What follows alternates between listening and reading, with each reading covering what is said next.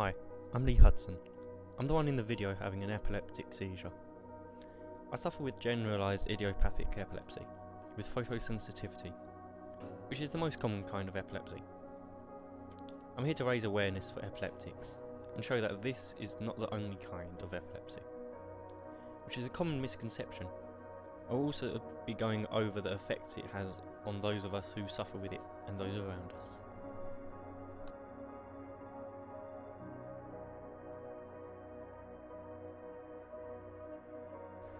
Okay, if you can just quickly state your name and your age for the camera, please. Guy Hudson, 51. How long have you been dealing with epilepsy? Most of my life. My aunt's little boy was epileptic and severely mentally handicapped, and unfortunately he did have a fit in the bath and died. So I was 12 then, he was 5, so since I was about 8 or 9 years old. How has caring for me as an epileptic changed your life? In the most positive way possible. I am restricted as to the fact that I have to have a phone with me all the time in case you have had a seizure, and sometimes I have to come and attend a hospital. I've had to leave a match before now to come back to deal with an epileptic. So, you know, it's not the end of the world, but I just have to think about where I am and ensure someone's in place. How long have I had epilepsy? Your first seizure was in August/September 2008. I believe it was August. We were in America, and your aunt came out and said he's having a fit, and then we got you back into. It was about the end of September we finally got you into King's College and got you diagnosed. What, from the top of your head, has been the worst seizure you've seen? Your mum. She had 103 fits in 4 days. Literally was just fitting just before she gave birth to Scott. She was in and out of seizures for the best part of 4 days, to the point that they brought Scott into the world a month before he was meant to be coming. The thing about being epileptic is you don't get used to it. The waking up in an ambulance, finding that you can taste blood.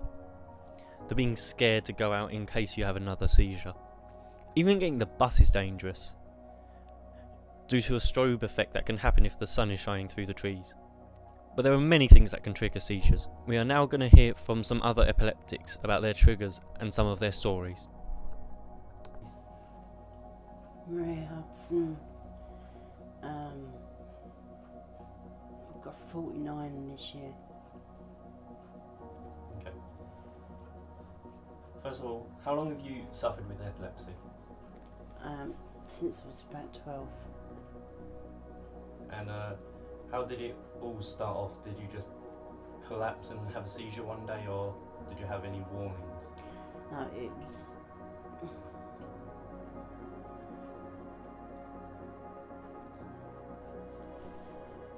was near Christmas, and we were going up to my mum's friends, because at Christmas they used to get big bottles of fizzy drinks for the kids. So we went up there and they had a colour television on, and Tom and Jerry was on, and I went running up and I crouched down right in front of the television, and my mum said sit down, and the next thing I know I was standing outside with a peg on my tongue, because they thought I might bite my tongue, but if there was a peg in it, Yeah. Okay, that's one I've never heard so before. that was the first one I ever had. Okay. And can you go over some of your triggers? Mainly photosensitivity.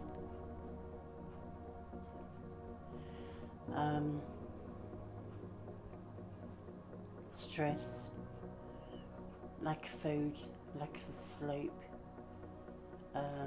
Britvic orange. I can eat an orange, but I can't drink Britvic orange juice.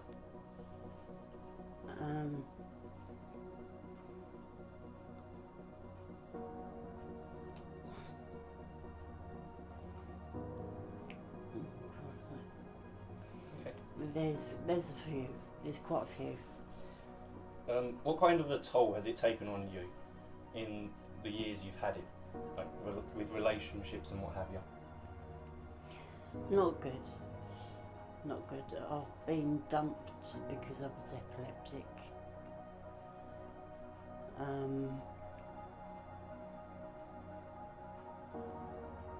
Somebody didn't want to stay with me because they didn't want to be a carer for the rest of their lives.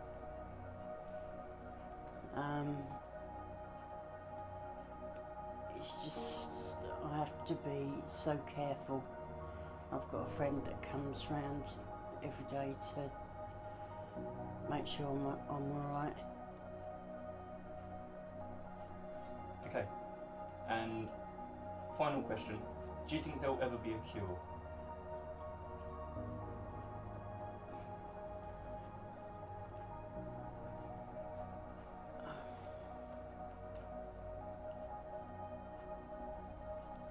Maybe in a long while, but I